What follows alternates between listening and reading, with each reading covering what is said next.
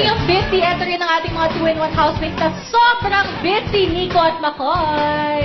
Hello po. Anong mga bago sa inyo ngayon? Ay, ako, nag-aaral ako yung magnegosyo ngayon, mga food cart, yan. Habang nag-showtime ako. Then, pag walang ginagawa, nag-gym na rin ako ngayon. Na-inspire ako ni Hideo tsaka ni ano. Grabe! Na-inspire ako. Okay, ikaw naman, Makoy, maliban kay Elise. Ayun nga po, may bagong blessing yan. Sama ko si Liz, saka mga endorsement po, mga nakakatuwa yung serye po. Yun, marami pa. Sa akin naman, mas tumibay naman yung relasyon namin ng family namin. Oh. Hindi yung relasyon nyo. Nino? Oh, Napasuel na lang. Proud na proud kami sa inyo. And speaking of proud na proud din tayo lagi sa ating Lucky 3 team. Anong pakiramdam na kamusta kayo, kasama kayo dito sa Dream Team ni Kuya? Ano kaya yung dream team? Pero feel ko po maganda po yan. Feel ko something good po yan sa amin. Kaya feel ko masaya kami. Okay ka lang? Opo. Ano yung Dream Team? I-translate pa yung Dream Team. Siguro panaginip na magkagrupo. Grupong panaginip. Grupong panaginip. Okay, Yes, from my mouth. ikaw. How does it feel? The best of the best pala sabi.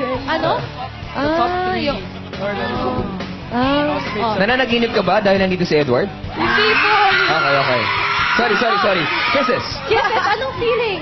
Dream Team.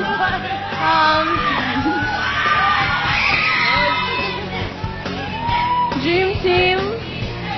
Yun, masasabi ko lang talaga na sobrang swerte naming lahat. As in, siguro nung sumabog ng swerte, nakaganon. Yes, Kasi totoo. sobrang swerte in Dream Team. It's so much. Sobra-sobra na.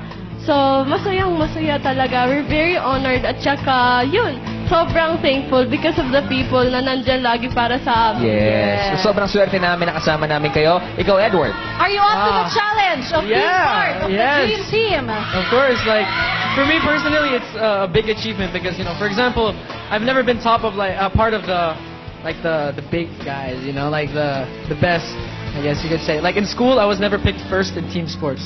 So, Pero pinili ka niya. Nino. Unang-una.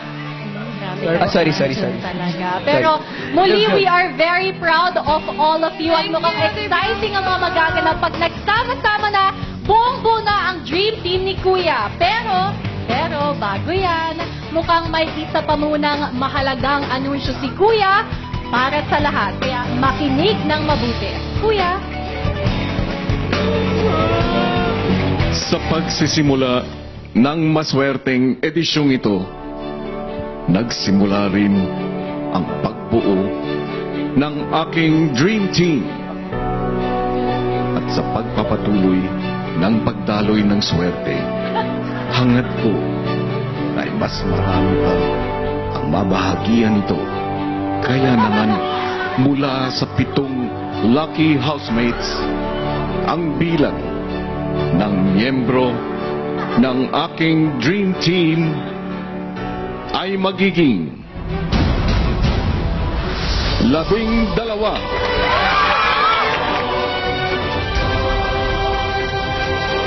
At ang 12 miyembro ng Dream Team ang magsasama-sama at maglalaban-laban para sa titulong Big Winner. OMG, Kuya!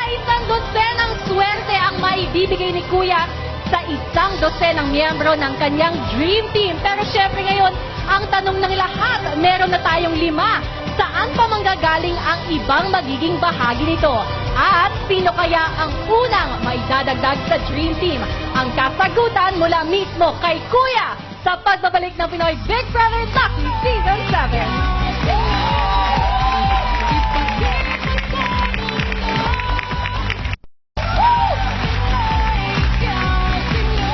Kapamilya, sa puntong ito ay ipagpapatuloy na ni Kuya ang kanyang mga mahahalagang anunsyo. Kaya, makinig ng mabuti. Kuya? Gaya ng sinabi ko, 12 ang magiging bahagi ng aking Dream Team. Sa ngayon, lima na ang nakaluklok sa kanilang pwesto. Ang susunod na magiging miyembro nito ay magmumula rin sa isang grupo na pumasok na ng aking bahay.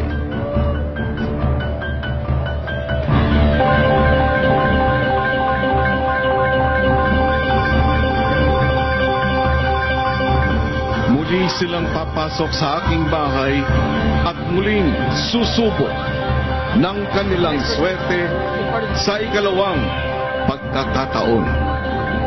At ang unang grupo na muling dadalhin ng kapalaran sa loob ng aking bahay ay magmumula sa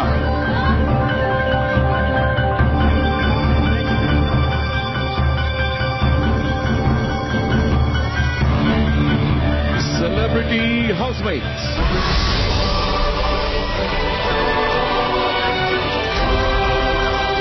Ayan na nga ang matitinding pasabog ni Kuya, kaya asahan ng mas exciting pang mga gabi dahil muling eksena sa loob ng bahay sina Elise, Hideo, Nonong at Yassi! Wow!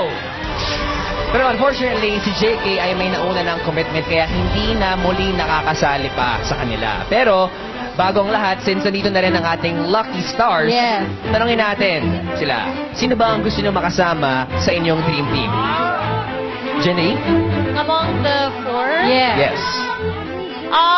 Elise. Elise? Yee! Ikaw naman? Nico. Nico? Ako si Nonong. Kasi Nonong. hindi pa kami nakapagmabutihan eh. May claim pa na. Okay. Unfinished business. Ikaw naman? Tinatanong pa ba daw Si yun? Elise, gusto niya, sabi niya sa akin, gusto niya bumalik. Ha?